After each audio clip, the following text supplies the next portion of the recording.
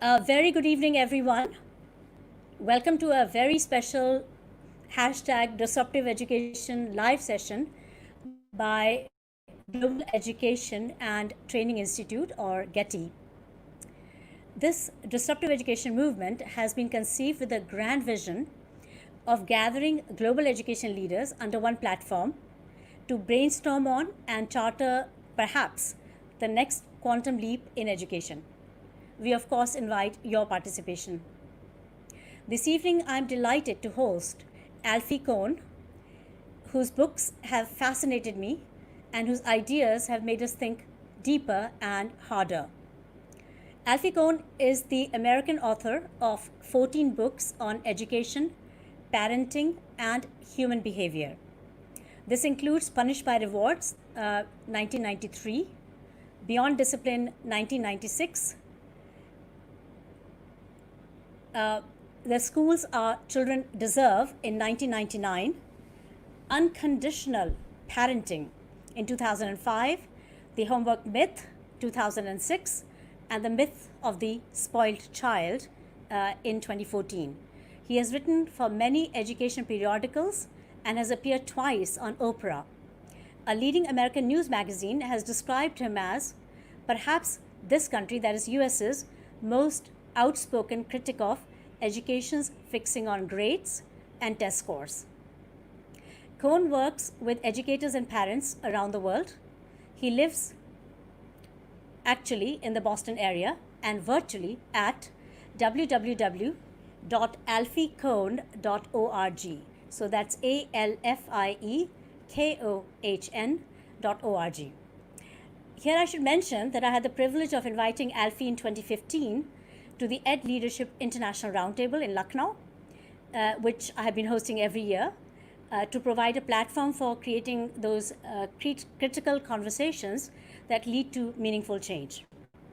I'm delighted to welcome him again today inside this studio in a conversation with me. The topic for today's discussion is progressive versus traditional education. Audience may please write down your questions and comments for Alfie to answer. I'll take these up as and when possible. So Alfie, my first question to you is, you are a critic of the present day education. What are you unhappy about in the traditional education? And what inspired you to do what you do today? Well, even the first part of that question could take us for the full hour. There are various aspects of traditional education that concern me, including not only its methods, but its goals. Too often, the objectives of education have less to do with creating a vibrant democratic society or helping each child to reach his or her potential, and instead has more to do with simply transmitting a body of information and preparing children to fit into a workplace and improve the profitability of their future employers. So we're not going to make progress in terms of the kind of education we're doing unless we're able to rethink the whole reason we educate children in the first place. Once we talk about the method, I'm concerned about the fact that, first of all, children are often treated in isolation as if they are self-contained individuals who are entirely responsible for their own learning, or worse, set children against one another in a kind of artificial race where the point is to defeat other students and outdo them. And in that race, everyone ends up losing. I'm also concerned about traditional education because it excludes students from an active role in making decisions about what they're going to learn and how and when and with whom. One thing I've learned in my years in this field is that children learn to make good decisions by making decisions, not by following directions. And so traditional education is done to students instead of working with them and making them partners in the learning. And then just one more, traditional education too often is about cramming a bunch of forgettable facts into short-term memory instead of understanding ideas from the inside out and constructing meaning. Progressive education differs from each of those. And so I guess the answer to the second part of your question is that having been educated fairly traditionally myself, I was and worked as a teacher, I was able to see the failings of all those aspects of traditional education, and that motivates me to help push for something better for the next generation. I think that's, yeah, absolutely the reason why we're all puzzled by education. It is not creating the result we seek from it. We are not able to inspire children, and it's stressful for everyone.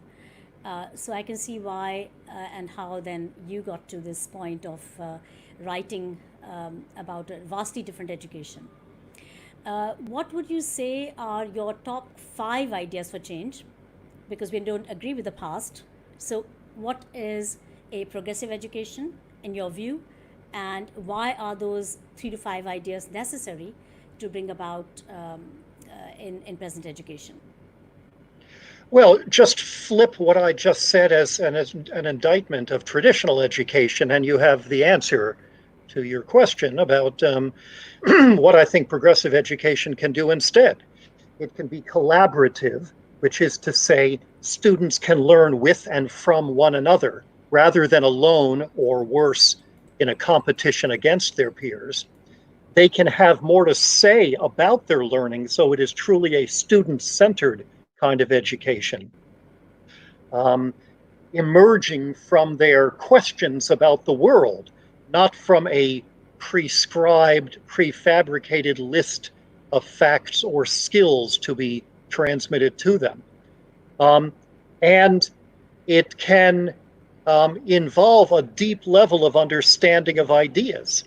A great progressive education is organized around problems, projects, and questions, not around facts and skills and separate disciplines. And also, I think progressive education is as notable for what it does not include as for what it does. So, for example, in really terrific student centered, deep thinking, progressive classrooms, you do not find tests or exams, which are lousy ways of trying to figure out what was successful and what was unsuccessful. Rather, there is a more authentic sense in which students' own projects are assessed to see how successful the learning went. You never reach, and the learning is taking place while teachers are getting a constant stream of data about what students need. You would never say, all right, now take everything off your desks. We're going to have a test to see what you memorized. Something else that you don't find in great progressive schools are grades or marks in which students are reduced to a letter or a number. And I've written at length about each of these issues, of course, but what we find instead is that when it's time for teachers to communicate with students or their parents about what happened, they would never reduce the student to a number, you're a 92. And I can explain more about why that's destructive if you want. Um, you would instead have a qualitative narrative report as well as a series of conversations back and forth to explain how things went and what things can happen in the future. I could go on. Progressive education also moves beyond homework, where students are forced to work what amounts to a second shift of academics when they get home from a full day in school. And there are other aspects as well. In general, progressive education tells the teacher to talk less and ask more. There's more of a responsiveness to the students and their needs. And this can take place for very young children all the way up through university and beyond. Fabulous. Um, there is a new term floating called ipsative. And it's a term in psychology you might have come across, which literally means compared with self. The research that I've been involved in Iceland, UK, and India, it has shown quite conclusively, perhaps in line with what you are saying, that children perform better when they do not compete with others. You also wrote a book called No Contest, The Case Against Competition. Can you share with us its thesis and your findings beyond the general sort of idea that we all agree that competition is killing our children's natural talents, and comparing them with each other is not a good way to go forward? Well, I'd certainly like to agree with your premise there at the end that we all understand that the latter is true, but I'm not sure that's the case. Uh, Certainly, from what I've heard in India, just as in the United States and elsewhere, competition and myths about competition's effectiveness or inevitability continue to drive education and to undermine the quality of learning as well as interest in it. What my book, No Contest, discovered was first that competition is not an inevitable part of human nature. We compete because we're raised that way, not because we're born that way. And second, that competition almost never makes sense for children or for adults in the workplace, the classroom, the family, or the playing field. That it's better to do without competition entirely, or even better than that, to have people collaborate with one another. So I can succeed only if you succeed too, and we're all trying to help one another. That doesn't require a sacrifice from me. The field of cooperative learning within education has found, in particular, that students tend to like learning more, to get along better with other students, including those from different backgrounds, and to think more deeply when they are in pairs or small groups learning with and from one another. Competition undermines psychological health and self-esteem, undermines relationships, undermines intrinsic interest, that is to say, a delight in the learning itself, and undermines the quality of learning or performance. And please note that cooperative education goes beyond the notion of ipsative or self-comparative performance. It's not just about me doing better than I did yesterday, although that's certainly an improvement over my trying to defeat other people. It suggests that I am outward looking. I'm concerned about other folks, but trying to assist them rather than trying to defeat them. Yeah, certainly very profound. The dilemma always is that in our schooling system, we are definitely not set out to do this. So, for example, we want cooperation. We want children to work together, but the majority of the time, the children are sitting facing the teacher, and there's very little project work, the kind of work you're suggesting, where children are actually working with each other, cooperating. And so we can't expect a system that's at odds with the ideas you're presenting to give us that kind of outcome, even if the teachers believed that this was the right way to go forward. How do you do this? Well, How do you propose you've put anyone you, does it? you've put your finger on the fact that making change along any of these dimensions is not a matter of merely changing the mindset, attitude, or orientation of individual students, or even of individual teachers, but rather making structural changes. You know, to take your very tangible example, it's very difficult for students to be learning together if the furniture in the room is pointing them toward passive listening rather than active understanding and collaboration. So we have to make structural changes. It's not enough to tell students, to take another example of an issue that I mentioned a few moments ago, to stop caring about how good a mark you get in the class or how well you do on an exam. You should be interested in exploration and discovery for their own sake. You have to stop giving them exams and marks, you know, and how you go about implementing a system that moves away from these destructive counterproductive aspects of traditional education will depend on the particular place, the arrangements, the institutions where you're trying to make the change. So I wouldn't presume as an American to say, here's exactly the path to structural reform in Indian schools, because I don't know enough. I'm having enough trouble figuring out how to do it in American schools that I'm much more familiar with. But I think we have to understand for each of those aspects that I've identified, and I think you've identified as problematic, what systemic features and what beliefs propping up those systemic features lead to a perpetuation of things that are turning out to be counterproductive. There are some structural changes that individual teachers can make within their own classrooms, even before the whole system has changed. So we don't have to wait for the entire society to undergo a revolution. I'll give you one example having to do with grades or marks. It is certainly preferable for no numbers or letters ever to be turned in for students at the end of a term. But even before we've made that... Alfie, sometimes we cannot hear you very well at times. So if you can just make sure that the mic is not being moved by any chance. It's built into my computer, so there's nothing I can do about it. It has more to do with the connection. And I might add, I hear a very loud background noise as if from traffic on your end. So I'm not... Would it be possible for you to mute yourself while I'm talking, which might allow... I don't know if that helps. Anyway, I'll hope that that's working.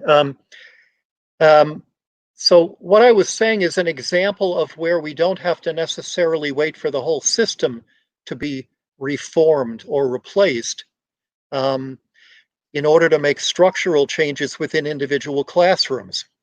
So, for example, let's say a teacher is required to turn in a mark at the end of the year for students because we haven't yet changed the system to get rid of that terrible practice.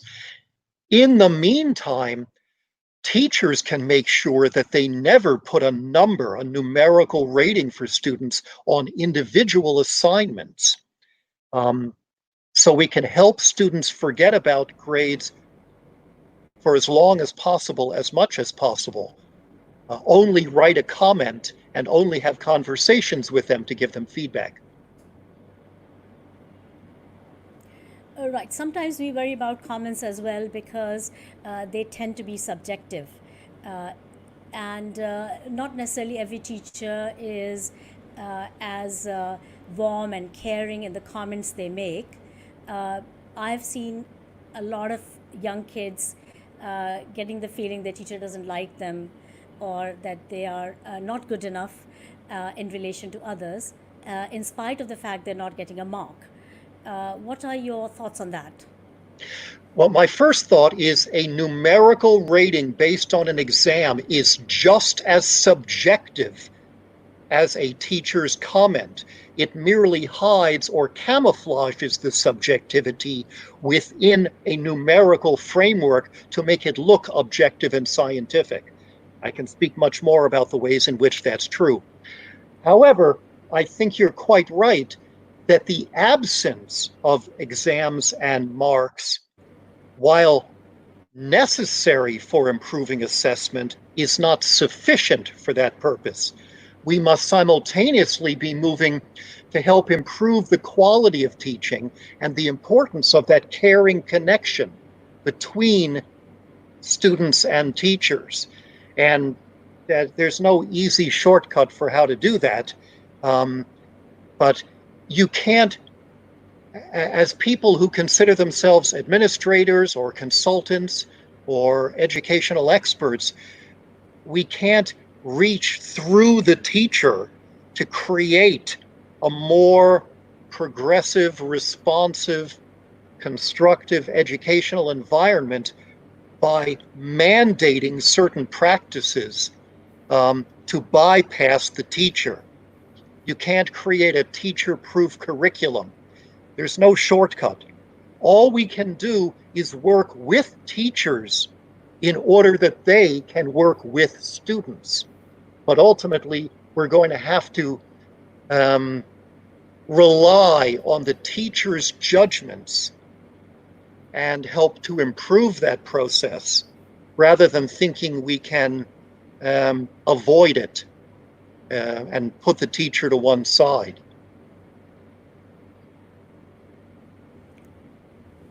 Right. Okay. So Is my voice coming through I better now? obviously agree. Yes, yes, now it's better. Yes, it is better. Yeah. So I think that we need to maybe think, we have been, at least here in my research work in Iceland, UK, and India, we have been looking at the idea of not documenting marks or the summative mark, which happens to be one that holds back humanity's potential, Mm-hmm. but instead to celebrate progress.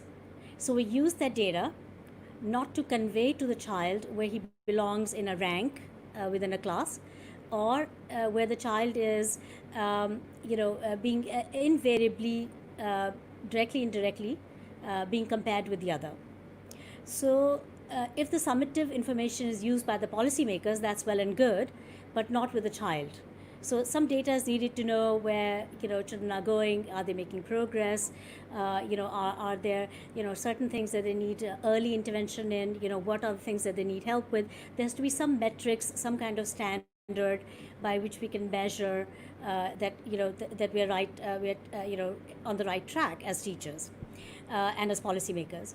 But for the children, if we somehow did away with the summative, I think we do away with a lot of the evil. And if you could somehow capture progress, and progress is a very elusive term, I'm sure you'll agree, because what is progress if you're measuring two different kinds of instruments? You're using different instruments or different kinds of measures. So if you're measuring weight in kilograms and you're measuring length in centimeters, and then you add the two up and come up with a number, it'll be a meaningless number. So summative acts something like that. But if you're measuring, let's say you're doing algebra at a particular level, and you're again measuring algebra at that particular level, after some time the children get time to fix or perfect what they're doing. At that point, you can truly measure progress. That's oranges versus oranges rather than oranges versus apples. And if one could capture progress, I think progress motivates, because we all get motivated. All these games, that give you what the next level is, and you keep going up and up and up. And it's a human psychology to want to succeed, and that's a good human psychology. It's not necessarily in comparison with others, which is the negative, Yeah, but in comparison with your own self. Yeah. but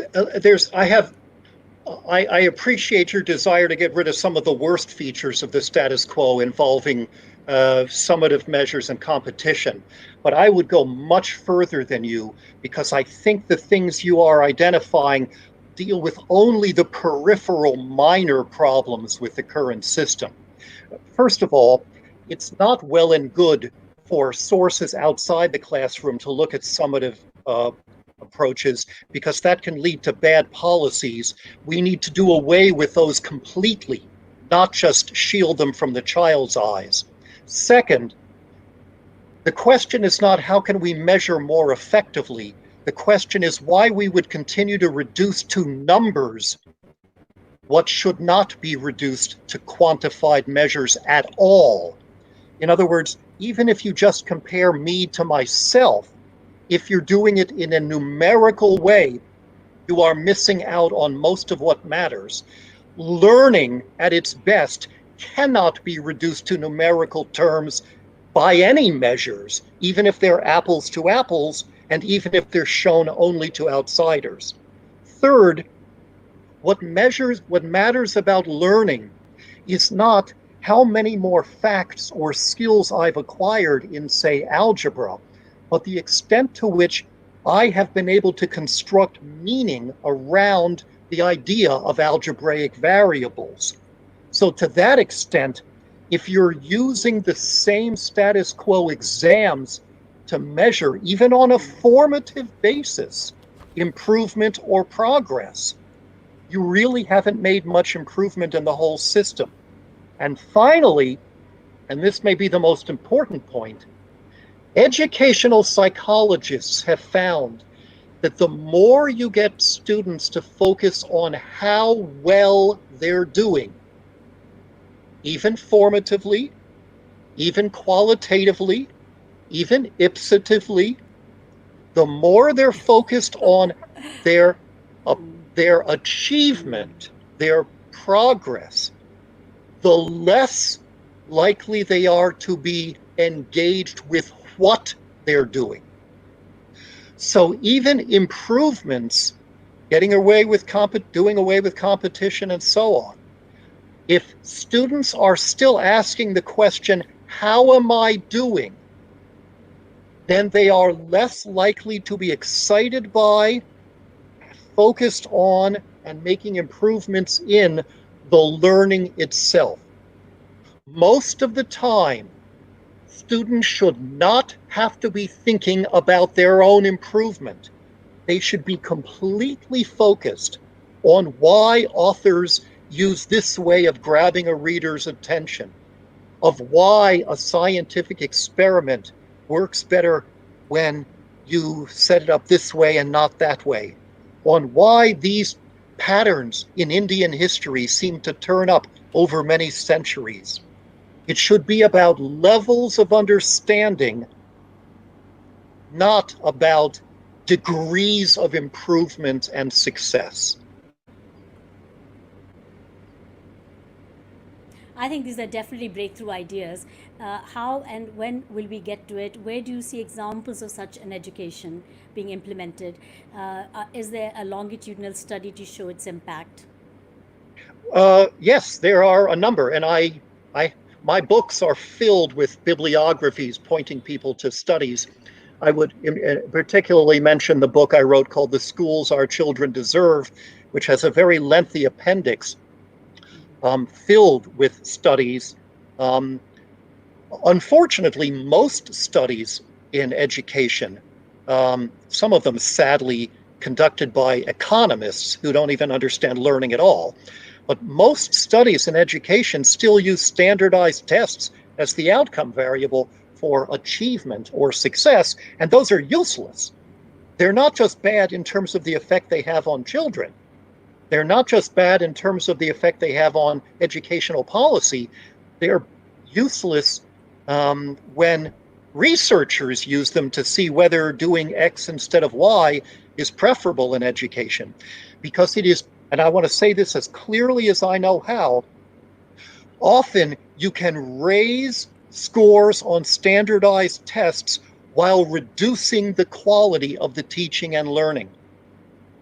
So a higher test score is at best meaningless and at worst often a bad sign because it is possible to raise test scores while lowering the quality or depth of understanding. That's why we have to be very careful in the research we look at to see if it makes more sense to teach reading this way rather than that way, train teachers this way rather than that way, but never use standardized test results as the dependent variable that is the indicator of what is successful. Having said that, there's a lot of good research that suggests that progressive education, the way I'm describing it with you today, is not only um, more pleasurable for everyone, more fulfilling, but also leads to deeper and better learning, as well as, and this is what matters most in the long run, more excitement and commitment to learning on the part of students. Okay, so uh, how far are your ideas from Ivano Illich's Deschooling Society, Maria Montessori, which of course is again a case against competition? Um, how does your research differ from, say, the research out there, John Hattie's meta-analyses of education research? Um, how's Well, research being fed into this? well, that's three separate questions there. First, Sure. I Again. haven't read Ivan Ilyich since I was at university, but I'm not interested in deschooling education. I'm interested in supporting and enriching and making more progressive education, public education, which I think is a cornerstone of a democratic society. With respect to Maria Montessori, there are certainly areas of overlap, although there are also areas of divergence in terms of the degree to which students have some say about those environments and get to prepare them for themselves, as opposed to having them prepared for them by the educator. Also about the extent to which students are constructing meaning rather than, I mean, I've been to a lot of terrific Montessori classrooms, but also to some that really trouble me because the curriculum is still about memorizing facts and practicing skills. It's just a little more child-friendly. It's not about constructing meaning. And thirdly, I have grave concerns about Hattie's meta-analyses, almost all of which are based on standardized test scores uncritically as the indicator of what works better.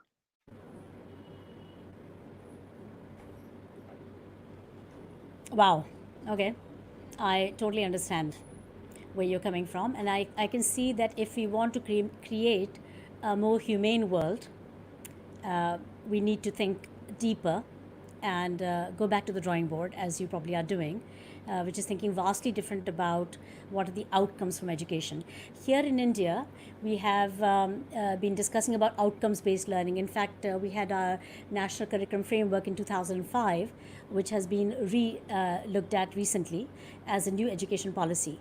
And we believe that education policy worldwide has very lofty ideals within it, a lot of great rhetoric, for example, that children should get personalized learning, all children should do well in academics, and so on and so forth. But the reality remains not so.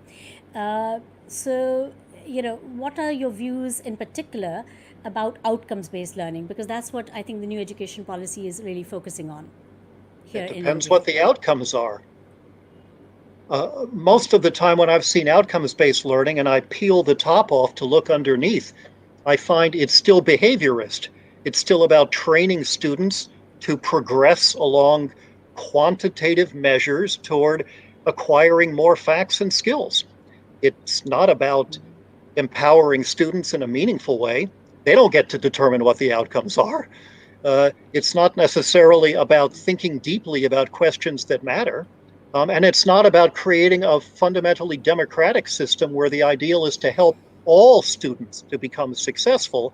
It's ultimately still about sifting and winnowing to see who has the best outcomes so that we can siphon off an elite for economic purposes. So I have very little faith in terms like outcomes-based education based on at least what I've seen in the US and other countries. Just like mastery-based education and a number of these other terms. In fact, I have to be honest with you, at least in the United States, it may be different in India, what has been offered in the name of disruptive education has been a corporate-based attempt to undermine democratic public schooling with unionized teachers and infuse everything with technology, whether it's necessary or not. Everything now goes online with apps, and software, according to Clayton Christensen, who came up with the idea of disruptive classrooms. It makes my hair stand on end. It's so awful. And yet it has this aura, of a cute term that makes you think you're in the 21st century cutting edge. We have to catch up with this. So I guess whenever you hear a phrase like that, disruptive education, outcome-based, mastery-based, developmental, whatever it is, look very carefully at the reality of it and see whether it puts children at the center, whether it changes or questions the goals that we have, not just the methods, whether it's about deep thinking and not just memorizing facts, whether it's for all children and not just for the elite. Sometimes terms that used to be terrific and progressive and substantive have become co-opted or appropriated, and now they're used to perpetuate a behaviorist, tech-focused status quo that really still is not about progressive education at all. Point taken. Alfie. Um, People refer to education as delivery of a curriculum. Do you object? Oh, of course I object. The only time Just you like should delivery hear of a pizza, the pizza delivery, yeah, delivery of that's the only curriculum. time you should hear the word delivery in an educational context is when they're having pizza sent to the faculty meeting. I mean, delivery delivery of content suggests that the students are passive receptacles into which knowledge is Yeah. being poured. You know, we're not delivering to them. The teacher should be doing more listening and less talking. The students should be at the center, actively constructing meaning and helping to negotiate the whole curriculum from the beginning based on their questions. We're not delivering stuff to them. We are artfully complicating their thinking and facilitating a collaborative process of meaning making. That's the exact opposite of merely delivering stuff to students who lack agency and a central role.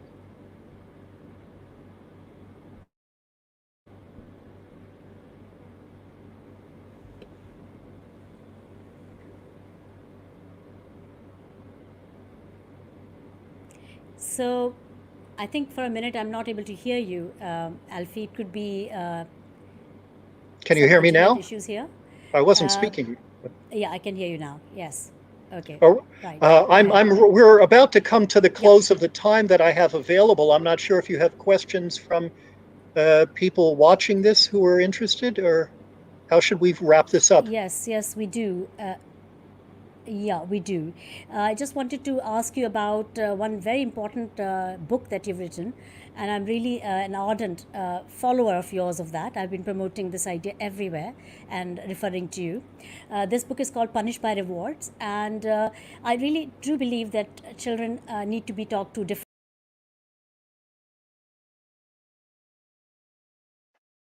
Sorry, you cut out. I cannot hear you or see you at this point.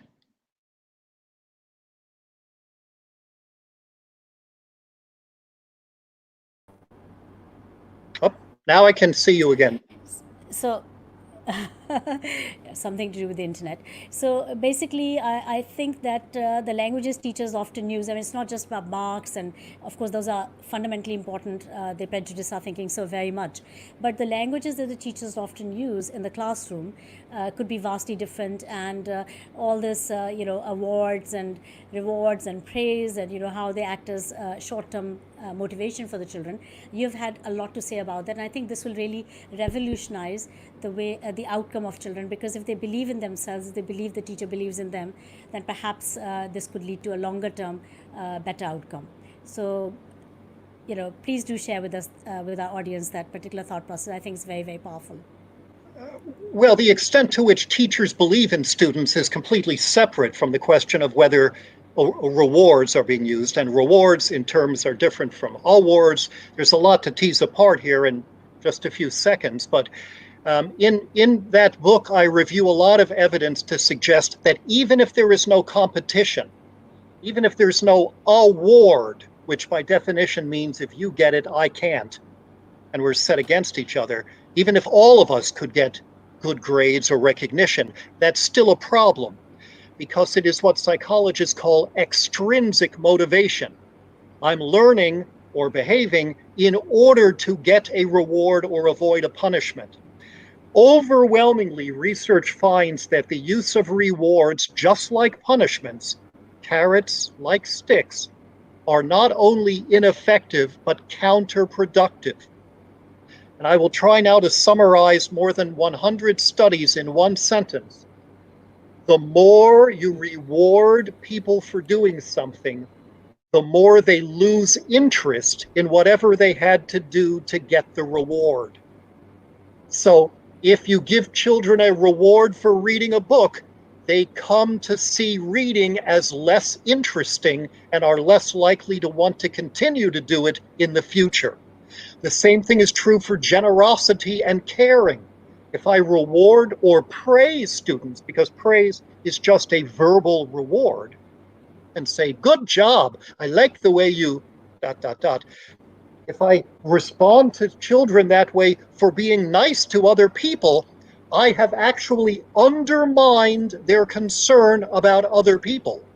Because now they've learned the only reason to help is so that they will get a patronizing pat on the head for doing it. So we have to move beyond not only punishments and not only competition, but anything that treats people as if they were pets, where we're giving them a doggy biscuit for jumping through our hoops. That's not just disrespectful, although it is, it's also counterproductive with respect to our long-term goals. Fantastic, really good. So now we are dealing with online education in the time of the lockdown. I think some certain of the questions here from the audience are related to that. For example, that in this pandemic period is Harish Kumar saying that, sir, please give light on the concept of developing metacognition skills in this pandemic period. There's another question from Sunita Singh Chauhan that ranking system, very few parents will accept this kind of formula that you're giving. In essence, that's what she's saying. Then I should also perhaps add some of the comments here. Have talked about asynchronous and synchronous formats, and I believe you are more pro synchronous than asynchronous. So, could there be a mix and so forth? So these are some of the questions for the moment. I'll look for a few more. Well, okay. We have 5 minutes extra because we started 5 minutes late. Okay. Metacognition is completely separate from the rest of that. The extent to which that means children are thinking about their own thinking, which can occasionally be useful, but I think is often overvalued because children are so busy thinking about their own process and their own level of achievement that takes them another step out of what it is they're reading and what it is they're doing. It's another one of those, clever, cutting edge bits of educational psychological jargon that when you look at it carefully may not be in children's best interest all the time. As for parents' resistance to many of these, I don't even know where to start with that. I guess I don't know enough about who these parents are, why they are objecting, and how we can. Are you able to hear me at this point?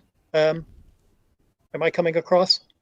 Yes. It's a little jittery, but yes. Okay. Go ahead, please.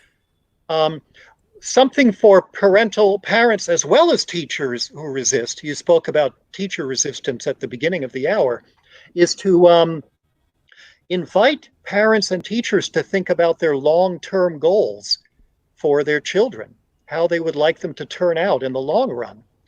Ask them what their objectives are, which I do at the beginning of my workshops.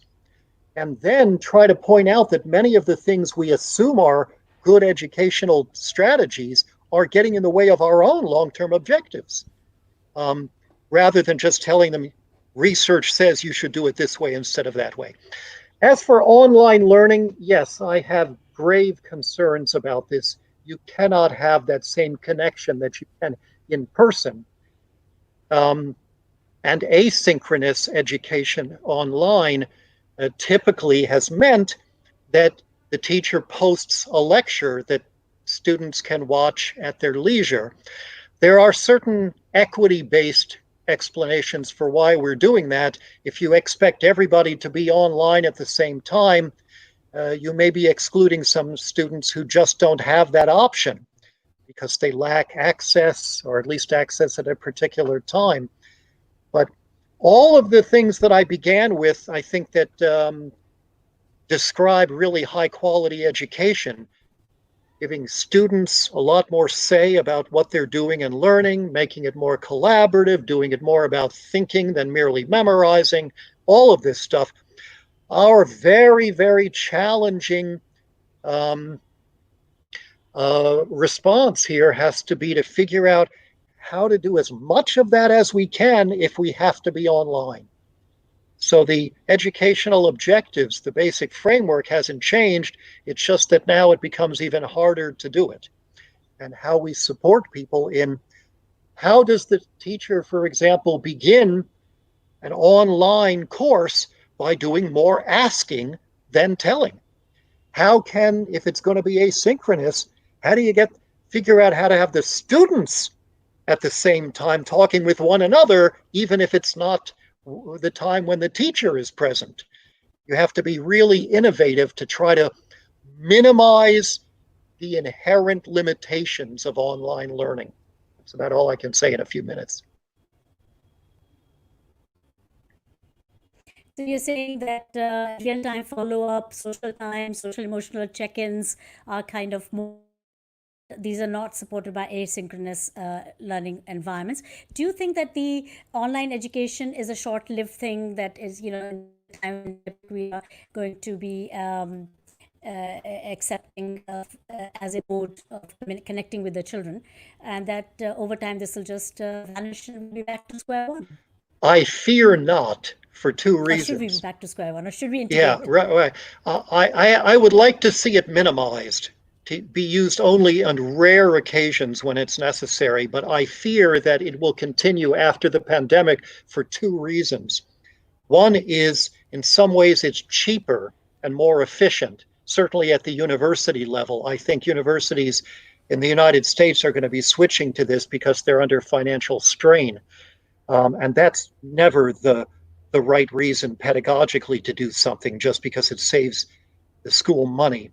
And the second reason I fear it may continue, and in fact was being used even more before the COVID virus, is because it is an efficient way to, what was the term used before, to deliver content.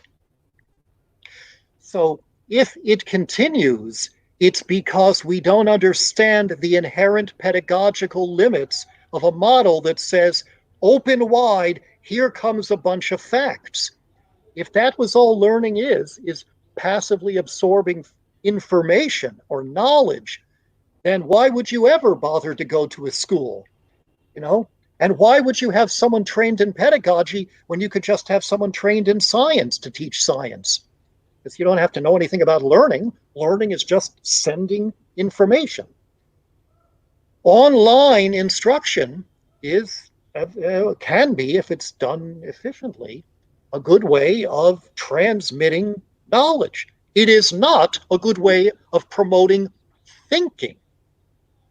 So if online learning continues, it's because we are still stuck in a uninformed, cognitively lacking, research unsupported approach to the whole idea of what education is.